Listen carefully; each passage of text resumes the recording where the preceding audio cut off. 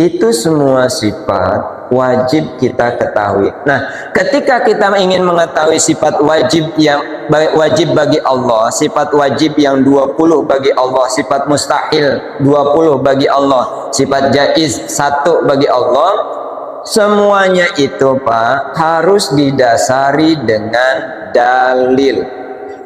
Harus didasari dengan dalil. Saya tulis biar gede nih. Soalnya kalau pakai kacamata kayaknya nggak kelihatan juga ini.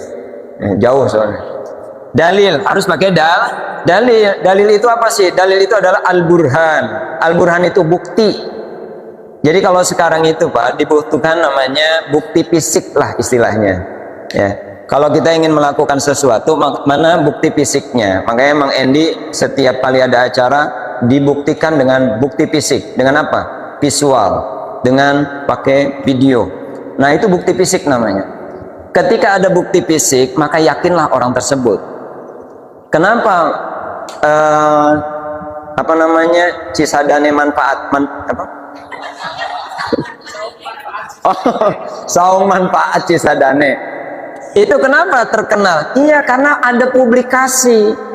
Publikasi itu namanya ad-dalil. Namanya apa? Dalil. Namanya bukti. Harus ada buktinya. Begitu juga ketika kita ingin mengetahui sifat Allah yang wajib, kita ingin mengetahui wujud, qidam, baqo, terus sampai akhir, itu harus pakai dalil, harus ada bukti, harus ada burhan. Apa dalilnya?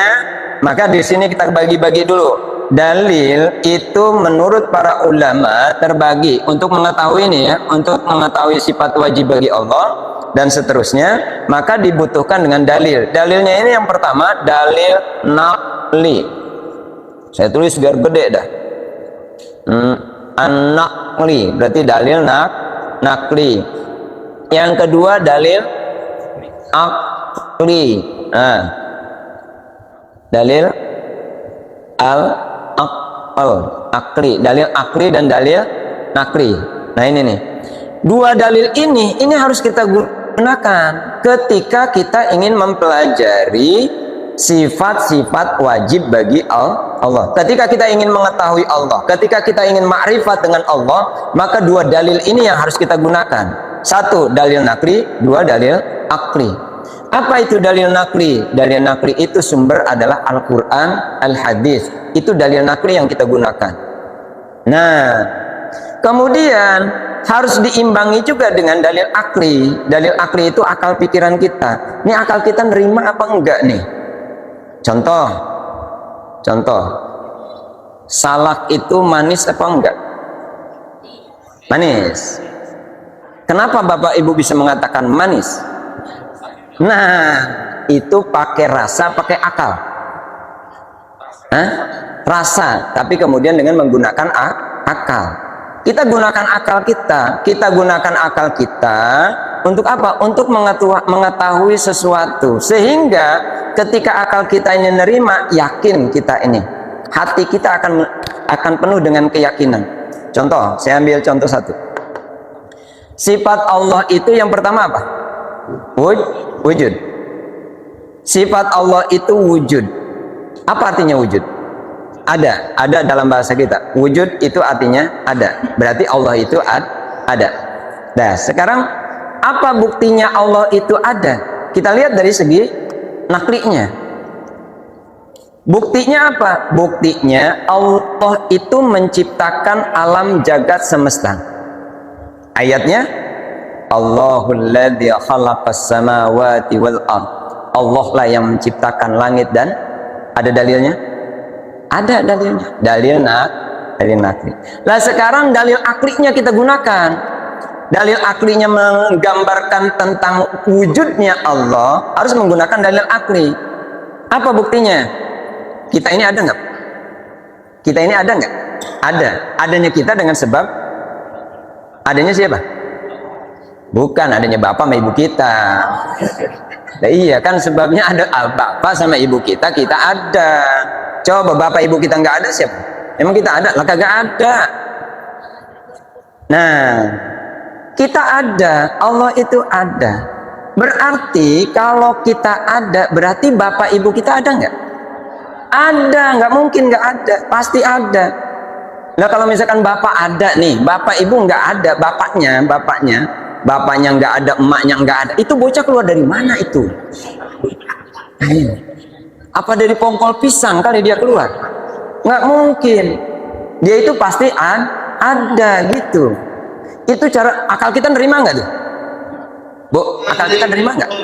Pasti nerima. Kenapa? Karena bener kita ada, bapak ibu kita pasti ada. Tapi, nah ingat, tapi adanya kita, kan kita juga sama dengan wujud. Kita wujud nggak? Wujud. Allah wujud. Sama nggak? Sama-sama wujud. Nah, tapi ingat, ketika kita ingin memahami tentang sifat Allah, ada satu ayat yang ini jangan sampai ditinggalkan. Yang pernah saya tulis, laisa kamislihi syai'un, kamislihi syai'un, laisa kamislihi syai'un, laisa kamislihi. Apa artinya? Allah tidak sama seperti sesuatu. Allah tidak sama seperti sesuatu. Berarti Allah tidak sama dengan kita gitu. Kita ini wujud, Allah wujud. Wujudnya Allah tidak sama seperti wujudnya kita. Wujudnya kita ada awal, ada akhir. Ya ada kan? Wujudnya Allah ada awal nggak? Nggak ada. Ada akhir? Nggak ada. Itulah wujudnya Allah. Oh, Ustaz, kalau begitu Allah siapa yang melahirkan? Ayo, siapa yang melahirkan? Makanya jangan pakai otak, jangan pakai ngotak-ngotakan gitu, diakal-akalin gitu. Oh iya, kita ini manusia, kita dari bapak dan ibu kita, bapak ibu kita ada, berarti kita ini, oh berarti nanti Allah juga ada bapaknya, ada ibunya. Langsung dijawab sama Allah. Qul huwallahu ahad, Allahus lam yalid walam yakul lahu. Itu jawabannya bagi orang yang ragu akan, oh iya berarti kalau gitu, kalau kita punya bapak berarti Allah juga punya bapak.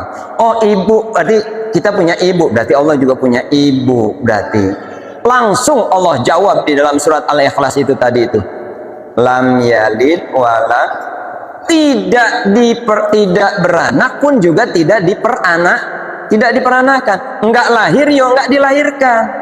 Itulah Allah. Wujud enggak Allah? Sifatnya apa? Wujud.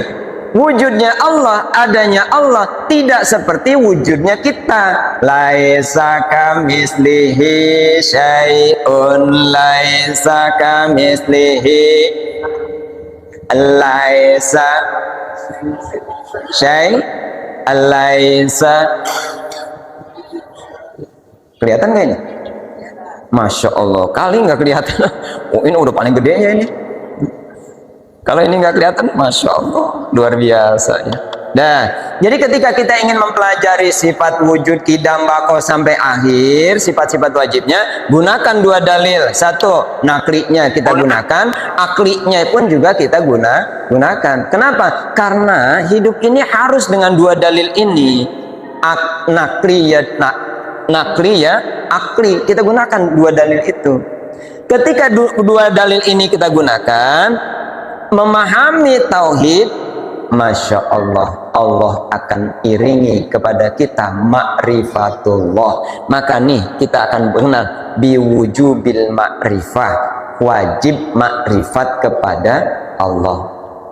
Awalu wajibin 'alal insani ma'rifatul ilahi bistiqani. Wajib pertama kali bagi manusia adalah mengetahui tentang Tuhannya dengan penuh keyakinan. Dan kemudian yang selanjutnya bagaimana? Ini pun juga harus namanya, nanti kita pahami dengan namanya hukum. Ada hukum akli, ada namanya wajib akli. Karena kita ingin memahami ini nih, sifat-sifat yang wajib bagi Allah, sifat mustahil bagi Allah, maka nanti kita pelajari namanya hukum akal. Hukum akal, wajib akli, mustahil akli, jaiz akli. Nah ini nih, ini harus kita pelajari. Kenapa? Karena ini nanti terkait dengan tauhid. Insya dah. Baik, kayaknya ini cukup nih. Kalau dilanjut sampai jam 3 sore, jam 3 malam nih, jam 3 pagi nih, kayaknya kita harus banyak ngopi berarti. Baik, ini saja mungkin yang bisa disampaikan. Sebelum ditutup 5 menit, mungkin ada yang mau ditanyakan.